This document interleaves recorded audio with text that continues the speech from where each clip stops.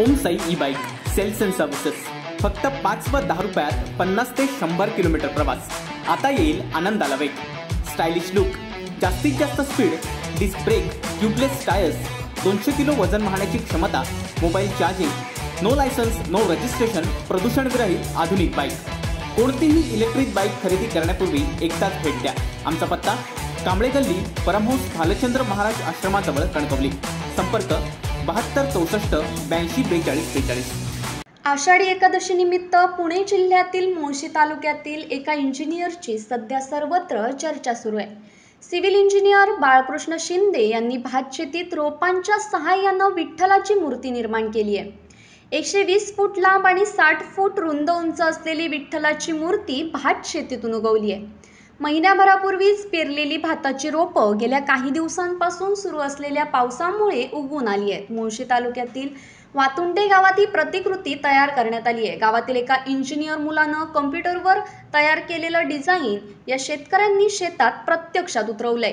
ही भातरूपी विठ्ठलाची प्रतिकृती पाहण्यासाठी आता जिल्ह्याभरातून गर्दी होऊ लागली आहे. आपण हिरव्यागार शेतातून अवतरलेल्या विठुरायाच्या प्रतिकृतीची एक्सक्लुझिव्ह दृश्ये कोकणशाहीच्या स्क्रीनवर पाहू शकतो.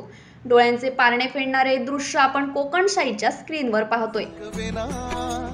विठ्ठलाची आस वाढावी सरळ, विषाचे करळ टाकवेना, जगण्याचे देवा लाभ ऐसे बळ, दुर्गुणाचा वळ पाहावेना.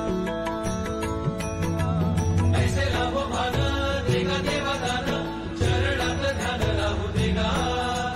अमृताची वेळ अमृताचा कुंभ, भक्तीचा मृदुंग वाजू देगा.